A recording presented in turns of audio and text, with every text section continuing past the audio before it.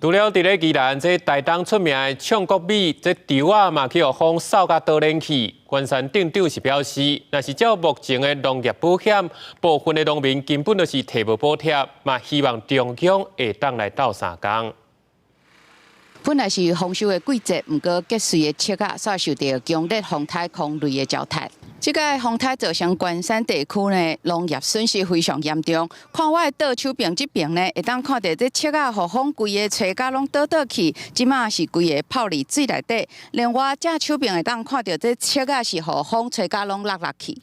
来到关山镇，这大田切啊嘛是倒去泡伫水内底，无愿意放弃的农民表示，田内底有水都无法度收割，即马嘛真歹补救。没办法收了，这几乎全报废。报废的话，你耕耘机也不能打，这个很头痛啊。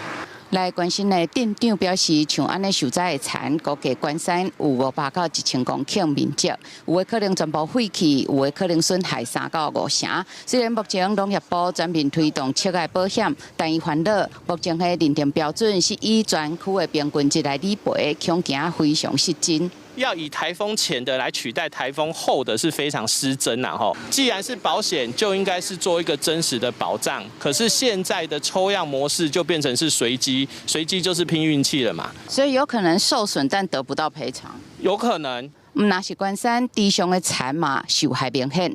这是地上有名的景点天堂路，会当来看伊边仔这田，因为地势较低，所以种一点要收成的切啊，规个泡伫水内底。有附近农民经过指出，特别收成的切啊，虽然泡伫水内底，应该够救，毋过可能好的切啊已经落去，品质就变歹。农民真无奈，强风造成规个区域的损失，一直讲家己的切啊全部拢倒平在困啊。真的在睡觉啊，倒户啦，碰到水的时候，那碰到泥土，它会变那个胚芽米发芽。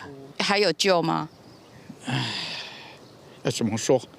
虽然笑亏看在前，不过心中嘛是真无奈。其实，伫风台进前，不少农民就开始抢收，甚至连切啊还未熟透就先挂，因为知影雨风雨一落来，心灰恐惊全部了去。目前规个财损搁等待统计当中。记者林志明、陈宏耀 SNG 小组台东报道。